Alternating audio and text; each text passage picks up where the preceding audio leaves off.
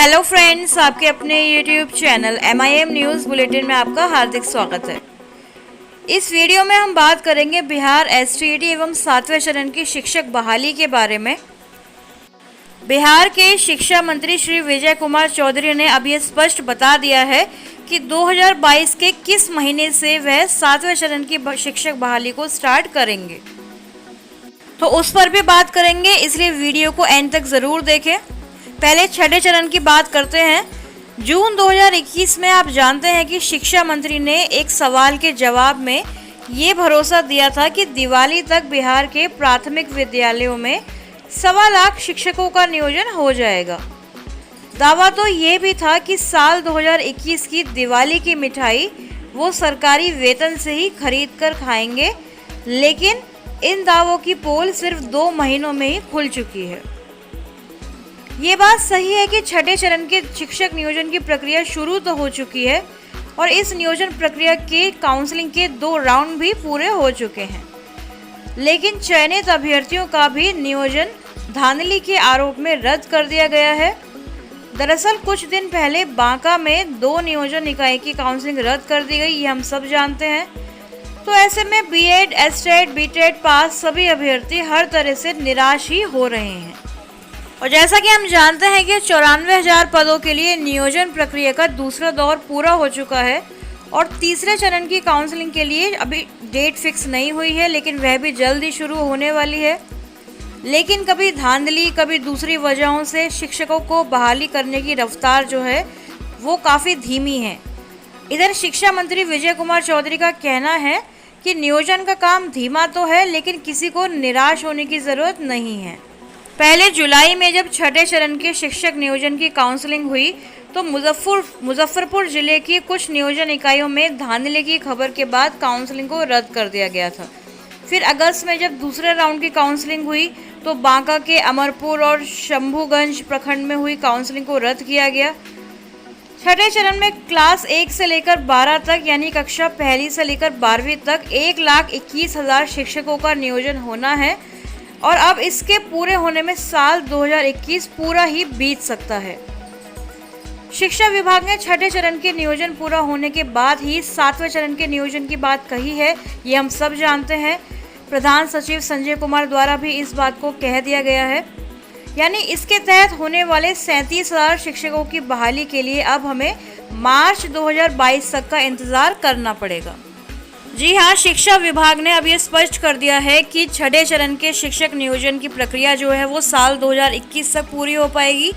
उसके बाद नियोजन पत्र वितरित करने का कार्य चलेगा, तो इसमें जनवरी-फरवरी तक का टाइम लग सकता है और मार्च 2022 से ही STET अभ्यर्थी यानी 7वें चरण की शिक्षक बहाली आरंभ हो पाएगी।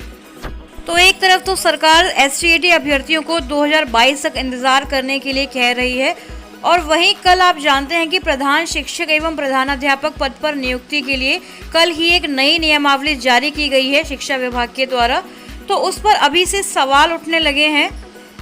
RJD के जो प्रवक्ता हैं, प्रदेश प्रवक्ता चितरंजन गगन, उन्होंने भी प्रेस विज्ञप्ति जारी करके कहा है कि सरकार नियोजित शिक्षकों के साथ धोखाधड़ी कर रही है, क्योंकि प्रारंभिक एवं माध्यमिक शिक्षक नियुक्ति नियमावली 2020 में प्रधान शिक्षक या प्रधानाध्यापक के पद को वर्तमान में कार्यरत योग्य एवं अनुभवी शिक्षकों के प्रोन्नति यानी प्रमोशन से भरे जाने का प्रावधान है, जबकि बिहार सरकार ने राज्य के प्रारंभिक, माध्यमिक एवं उच्चतर माध्यमिक विद्यालय में वर्तमान में करीब कार्यरत 4 लाख शिक्षकों के हक की हकमारी करते हुए प्रतियोगिता परीक्षा द्वारा प्रधान शिक्षक के पद पर बहाली करने की स्वीकृति कैबिनेट से पास करा ली है। इसमें प्राइवेट विद्यालय के शिक्षकों को भी शामिल होने का प्रावधान कर दिया गया है, जो सरकारी स्कूल के शिक्षकों के साथ सरासर धोखा है। इसका प्रतिकूल असर शिक्षण कार्य पर भी पड़ेगा। शिक्षक छात्रों को पढ़ाएंगे कि वे स्वयं प्रतियोगी परीक्षा की तैयारी करेंगे। RJD प्रवक्ता ने कहा है कि सरकार की गलत नीतियों के कारण शिक्षण व्यवस्था की स्थिति पहले से ही काफ़ी बदहाल है। सरकार के नए फैसले से शिक्षण व्यवस्था और भी ज़्यादा ही खराब हो जाएगी। यदि शिक्षा के प्रति सरकार की नीयत साफ है तो उसे पूर्व के नियमावली में जो प्रावधान है उसे ही लागू करना चाहिए, लेकिन सरकार ने जो कदम उठाया है वो नियोजित शिक्षकों के हक में बिल्कुल नहीं है। आरजेडी प्रवक्ता ने पूर्व की नियमावली को ही लागू करने की मांग स्पष्ट कर दी है और उन्होंने चेतावनी देते हुए कहा है कि नियोजित शिक्षकों के अधिकारों के साथ यदि खिलवाड़ करने की कोशिश की गई तो राष्ट्रीय जनता दल भी चुप नहीं बैठेगी।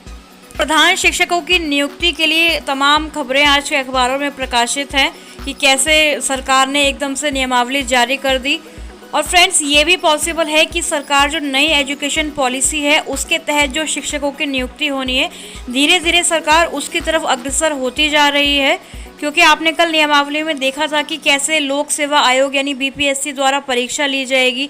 उसके बाद सरकार ने प्रोबेशन पीरियड की भी एक सीमा यहाँ पर रखी हुई है कि 2 वर्ष तक यदि शिक्षक ढंग से काम करेंगे तभी उनको परमानेंट प्रधान शिक्षक बनाया जाएगा।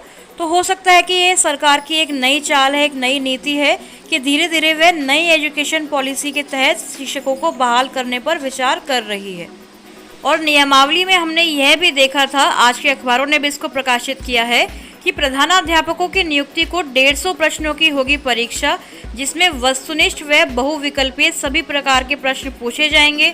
2 घंटे की यह परीक्षा होगी और गलत उत्तर पर यानी कि नेगेटिव मार्किंग भी रखी गई है। और आप जानते हैं कि एक्सपीरियंस भी 8 साल का, 10 साल का, इस तरह से रिक्वायरमेंट रखी गई है। तो सरकार ने ये प्रक्रिया काफ़ी टफ कर दी है। तो मालूम होता है कि सरकार धीरे धीरे जो चयन प्रक्रिया है, नियुक्ति की जो प्रक्रिया है शिक्षकों की, उसको धीरे धीरे टफ और कॉम्पिटिटिव बनाती जा रही है। तो राजनीतिक दलों के अलावा सभी तरफ से यानी चारों तरफ से इस नियमावली का विरोध हो रहा है और शिक्षकों ने भी आंदोलन की चेतावनी दे दी है कि पंचायती राज एवं नगर निकाय शिक्षकों ने प्रधान शिक्षकों एवं प्रधानाध्यापकों के पद को प्रोन्नति से नहीं भरे जाने का सरासर विरोध किया है। इस मुद्दे पर पंचायती राज एवं नगर निकाय शिक्षक संगठनों ने आंदोलन पर उतरने की चेतावनी सरकार को दी है।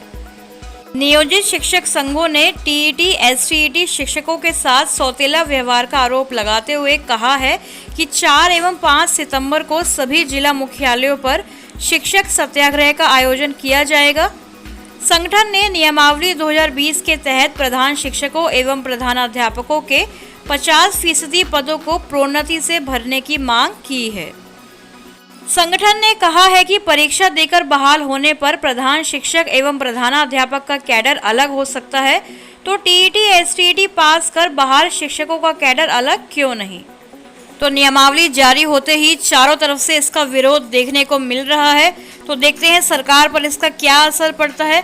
अगली खबर की तरफ चलते हैं, जहां लिखा गया है कि सीटीईटी अभ्यर्थी सड़क पर उतरे, लाठीचार्ज। आपको बता दें कि 6ठे चरण के शिक्षक नियोजन में शामिल करने की मांग कर रहे थे सीटीईटी अभ्यर्थी यानी सीटेट अभ्यर्थी। सचिवालय मार्च कर रहे सीटेट अभ्यर्थियों को पुलिस ने जेपी गोलंबर पर लाठीचार्ज कर रोक दिया। इसमें कई अभ्यर्थियों को चोटें भी आई हैं। करीब 11 अभ्यर्थियों को पुलिस गांधी मैदान थाना लेकर भी गई, बाद में उन्हें छोड़ दिया गया। पुलिस ने अभ्यर्थियों के एक प्रतिनिधि मंडल की वार्ता प्राथमिक शिक्षा निदेशक अमरेंद्र प्रसाद सिंह से कराई। उन्होंने मांग पर विचार करने का आश्वासन दिया है। अभ्यर्थियों की मांग है कि उन्हें काउंसलिंग में मौका दिया जाए। अभ्यर्थियों ने बताया कि 6ठे चरण के नियोजन में सीटीईटी दिसंबर 2019 और जनवरी 2021 के अभ्यर्थियों को मौका नहीं दिया गया है। अभी 40 से 45 हज़ार रिक्तियाँ खाली हैं, सीट्स खाली हैं। तो ऐसे में सीटेट अभ्यर्थियों को मौका देने के लिए यह आंदोलन किया गया था। एक और खबर में यह प्रकाशित किया गया है कि रक्षाबंधन पर महिला शिक्षक अभ्यर्थियों द्वारा एक अनोखी पहल की जा रही है। पश्चिमी चंपारण से यह खबर निकल कर आई है, जहां सूबे में विगत वर्ष जुलाई में प्रारंभिक शिक्षक नियोजन की प्रक्रिया प्रारंभ हुई थी। कोरोना समेत कई अन्य कारणों से इसकी प्रक्रिया पिछले 1 साल से अधर में लटकी है, ये हम सब जानते हैं, जिसमें पूर्व में ही कई बार नियोजन हेतु संशोधित शेड्यूल भी जारी हो चुके हैं और शिक्षा विभाग द्वारा ससमय भर्ती पूरी कराने के सारे दावे फेल होते नजर आ रहे हैं, क्योंकि एक तरफ राज्य में चुनाव की तैयारियां जोरों पर हैं और दूसरी तरफ अभ्यर्थी अनावश्यक देरी से काफ़ी हताश है, निराश है और सोशल मीडिया पर भर्ती जल्द पूरी करने की गुहार लगातार लगा रहे हैं। इसी बीच रक्षाबंधन के त्यौहार पर महिला शिक्षक अभ्यर्थियों ने अपने हाथों पर मेहंदी लगाकर शिक्षक नियोजन की मांग की है। और आपको बता दें कि इस अनोखी पहल से पूर्व के प्राइमरी डायरेक्टर पूर्व प्राथमिक शिक्षा निदेशक डॉक्टर रंजीत कुमार सिंह काफ़ी भावुक हुए और उन्होंने नियोजन प्रक्रिया में शामिल सभी अभ्यर्थियों को संबोधित करते हुए जल्द भर्ती प्रक्रिया पूरी करने का भरोसा दिलाया है। तो फ्रेंड्स, ये थी आज सुबह की सभी अपडेट्स। इसी तरह बिहार एसटीईटी में शिक्षक नियोजन से जुड़ी सभी अपडेट्स को लगातार सबसे पहले पाने के लिए हमारे चैनल MIM न्यूज़ बुलेटिन को सब्सक्राइब करें एवं बेल आइकन दबाना ना भूलें। Thank you for watching.